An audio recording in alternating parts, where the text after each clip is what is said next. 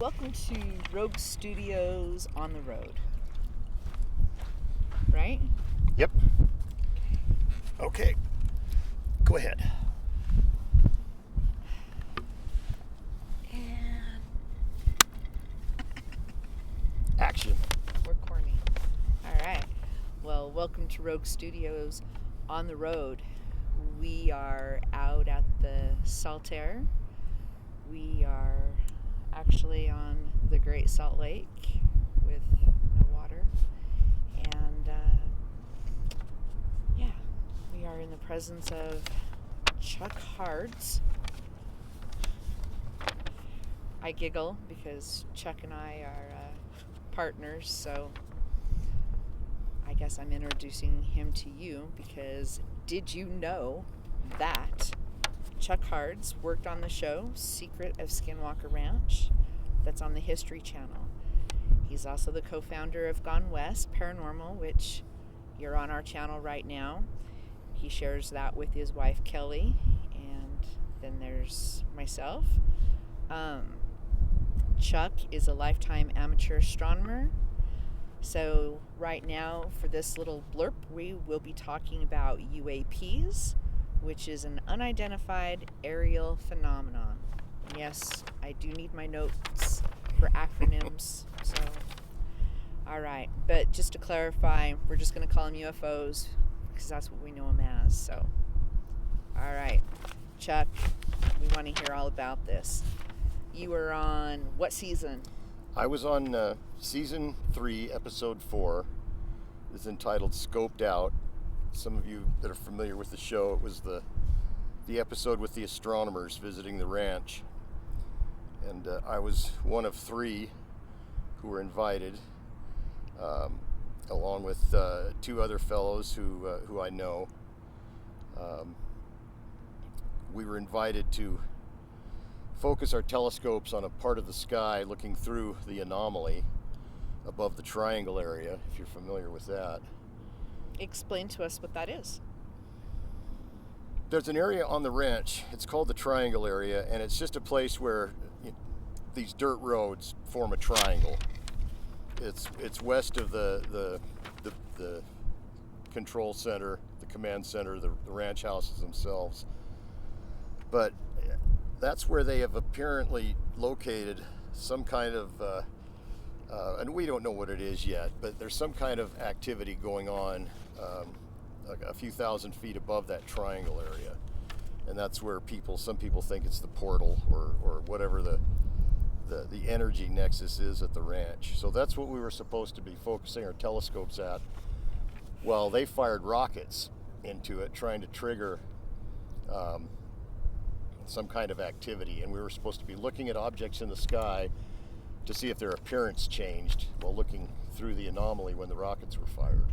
Just gonna note to everybody, I'm getting eaten alive by little bugs out here. Just so as you watch me continue to scratch myself and hit myself, I'm getting eaten alive by the notorious toil and gnats. Brine flies.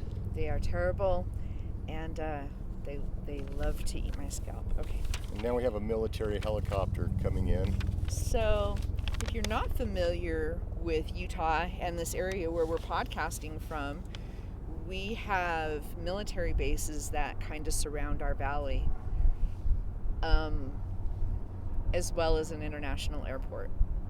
So we wanted to be outside today. It's just a real lovely day. We thought we would bring you somewhere interesting, and with that we're going to have a little bit of noise.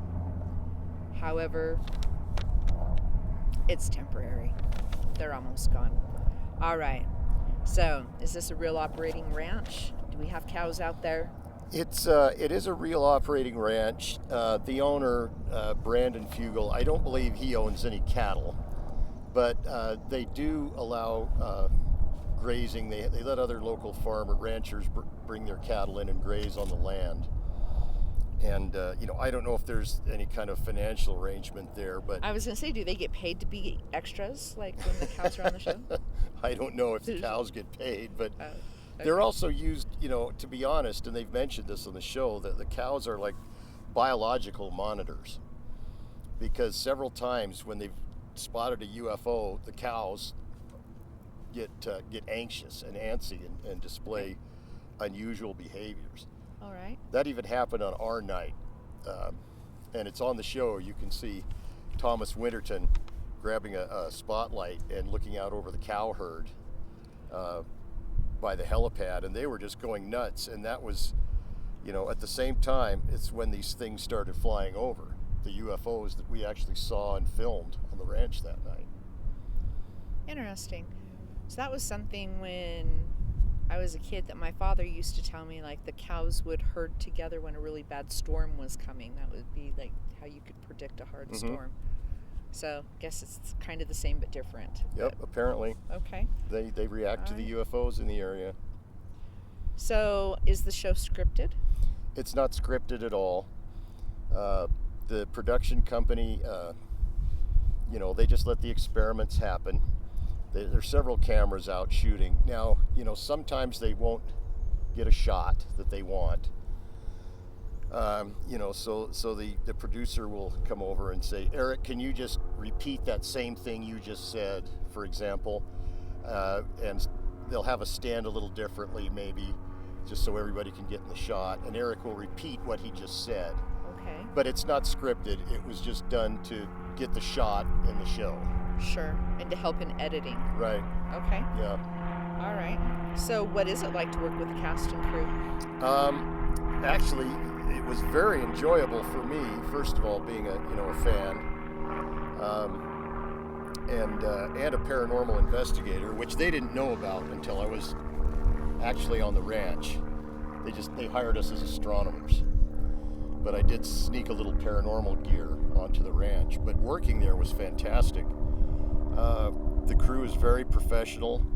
I probably, there's maybe a dozen, I think, or so that were out there. The cast, they are just the nicest people I've ever worked with. Dr. Taylor, he's got an extensive history in TV before he came to the ranch. But the others had never done TV work before. Everybody else is local to Utah or Idaho, except for Travis. So most of them live in the area. But just very nice people. They were very accommodating. Anything we needed, they got us. We did work long shifts for 3 days. We generally, because we were working in the evening, we'd start generally about 3 or 4 in the afternoon. And some nights we didn't wrap until 3 or 4 in the morning. Oh, that's so a long day. Long days, yeah. But they fed us well. We took our meals with the cast. Sometimes we talk about the experiments. Mostly we talked about our families. But, just very normal human people and very likable. And it was a great experience. So what was your highlight of being there? My highlight of being there was actually being the first episode where they caught a UFO at night that was big and bright and round, and it just flew basically right over us. They only showed one on there, the first one that caught us by surprise. My friend Rich Tenney noticed it first approaching in the south, and he said, "What's that?" And we all turned to look, and didn't look like anything familiar, didn't look like an aircraft or anything. And this was after they, whatever it was, the aliens or whatever, had completely shut down not only my telescope, but Dave Moulton's, who was also there. Rich had a manual telescope, but he had an electronic camera attached to it, and that was shut down. So we basically the entire experiment that we went for there didn't work. We just couldn't get any images through the anomaly, which was very unusual because none of us were hooked up to online databases. They were all self-contained. But when this thing flew over, we had a couple of handheld cameras that weren't hooked up to any laptops, and I just grabbed mine. I've got a Psionics Pro night vision camera, and Travis had one. They had one on the ranch, an older model, and he grabbed one. And so he and I were the only ones that got footage of that. The production, the camera crew, they didn't have night vision equipment. They couldn't get it on their cameras, but we got it. And I believe the footage they showed on the show of this thing flying over was what I caught with my camera. Oh, interesting. So I got a lot of footage and files there, but because I was working for the ranch, they own the rights, so Sure. I can't share that stuff online. I can just talk about it. Well, at least you get to hear about it here, right? All right. So, Dragon. Does he ever smile? Dragon, he does smile. His mother has actually called him and complained, saying, I never see you smile on the show. And he's, Mom, I do smile. They just edit it out. So they've kind of cultivated that. And I have pictures with him of him smiling. But yeah, he actually cracks a lot of jokes. And I've got some recordings of him doing some impressions on the ranch, which are extremely funny. So yeah, he does smile, just not for the camera. So, with everything copyrighted and protected, will you be able to add some of your photos so we can share that on this podcast? I will try to Of get you permission, with the but cast? yeah, I would have to get permission from Prometheus, the production company, and I can look into that. I haven't yet. Well, so maybe you can see a few selfies of Chuck. All right, so let's see. The obvious question. What's going on there? Are there aliens? Okay. I think there's a couple things going on. This is my opinion, there is a spiritual thing going on there, which is, it feels historical to me. There's native influence. Is that reservation land? It's historical, yeah, Ute and Navajo land. Okay.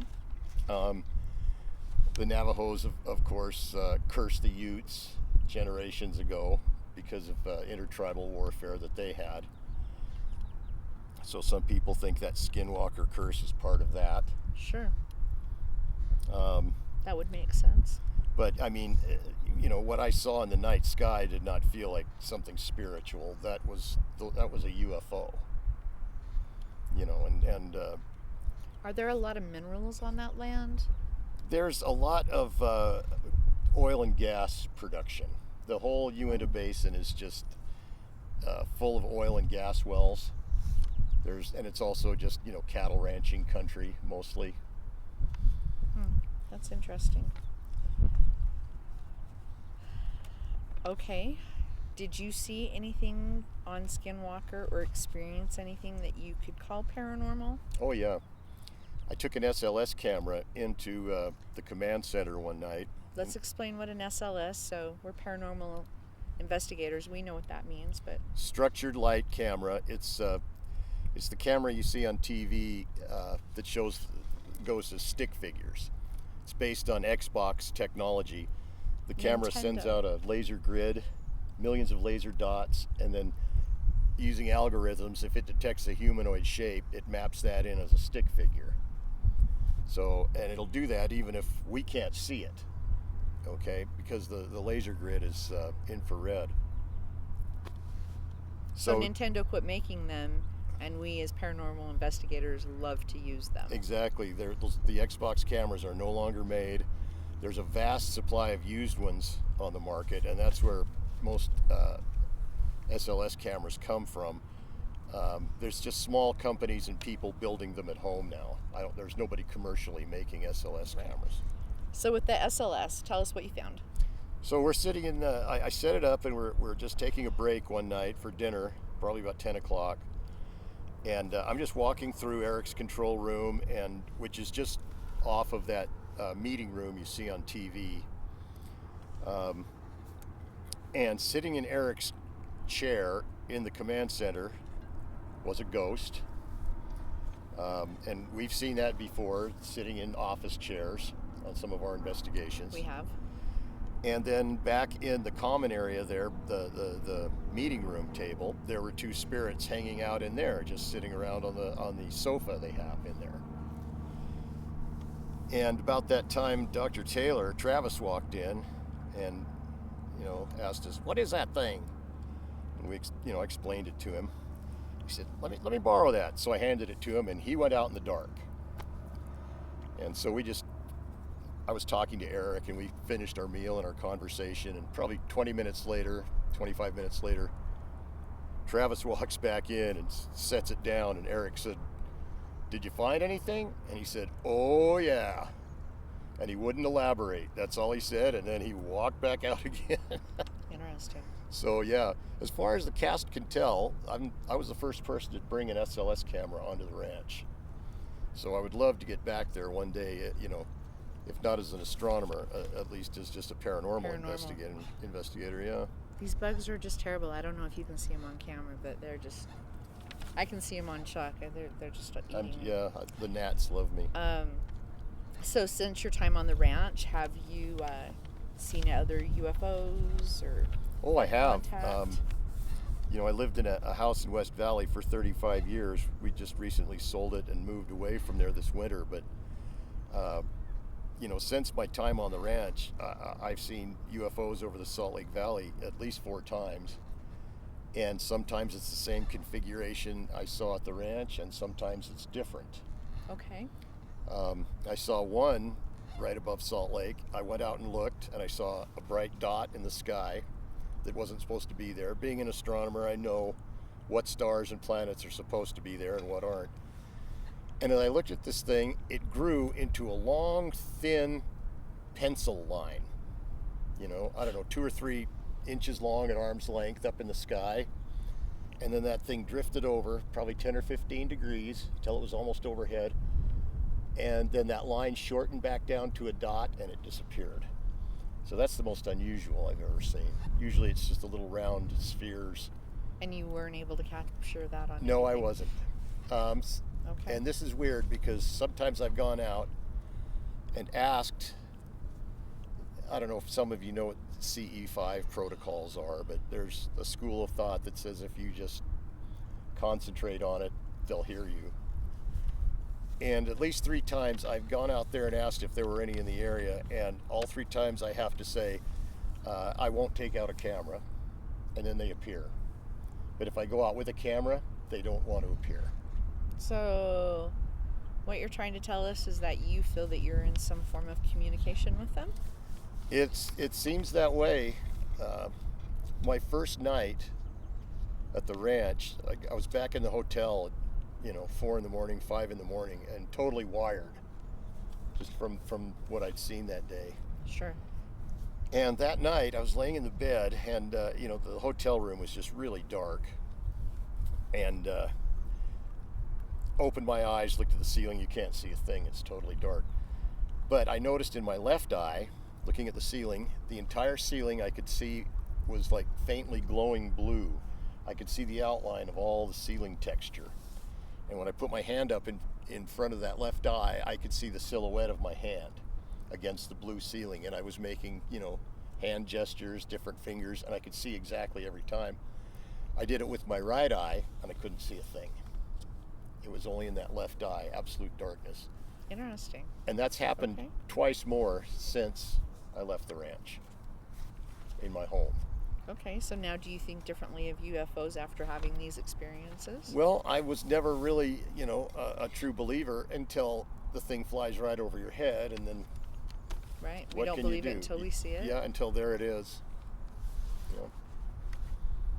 So are you continuing UFO research? Oh, yeah.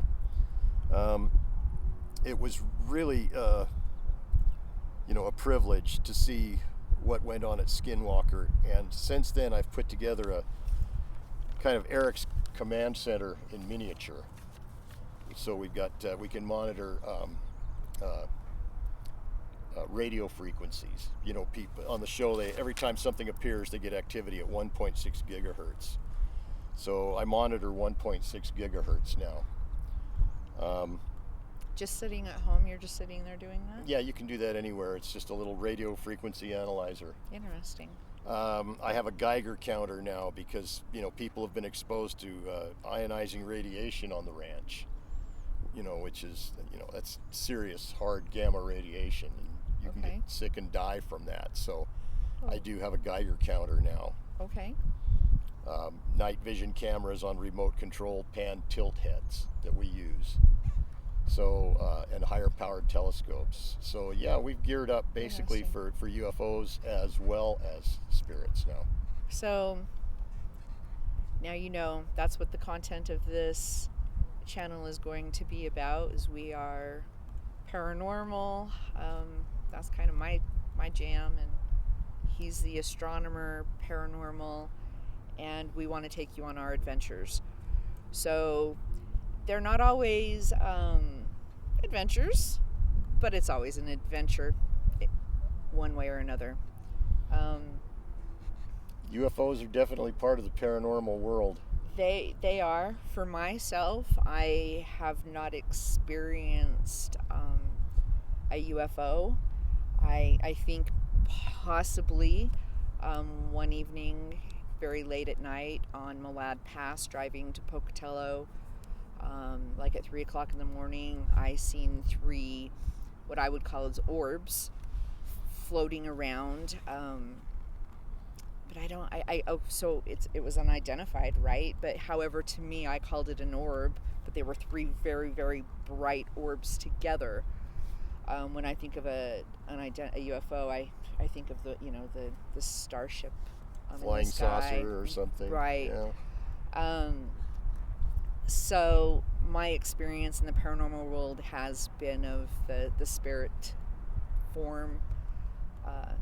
So we'll see where our adventures take us. So we've got UFOs in our future.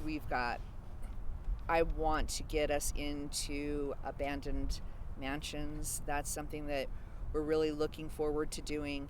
And then just our normal gig is we are paranormal investigators. We do work with the United States Catholic Church. I'm a demonologist. We go out and help families here locally, and then on the side we go out and do fun things. So keep watching, like, share, follow, tell your friends, because it's going to be fun. We're going to be doing equipment reviews. Yes. And anytime we go somewhere interesting, you'll be going along with us. And if you want to know more, about Chuck, if you want to know more about Skinwalker Ranch, put it in the comments so we know what kind of content you want to see, because we're getting ready to fill you with all kind of content. If it's us hiking in the mountains, rock hunting, which that was last weekend, we went rock hunting. Actually out here, not this exact spot, but this is where we get our Dead Sea salt for some of our paranormal investigations. So in one way or another, it all kind of links itself together, but we do go on adventures, and we've just decided to start taking you with us. So we hope to see you soon, and thanks, Chuck, for sharing your experience on Skinwalker. My pleasure. And, Chuck is not just a guest, he's a host. It's us. I'll be asking her questions soon enough. We'll see you soon. So Thanks. Bye-bye.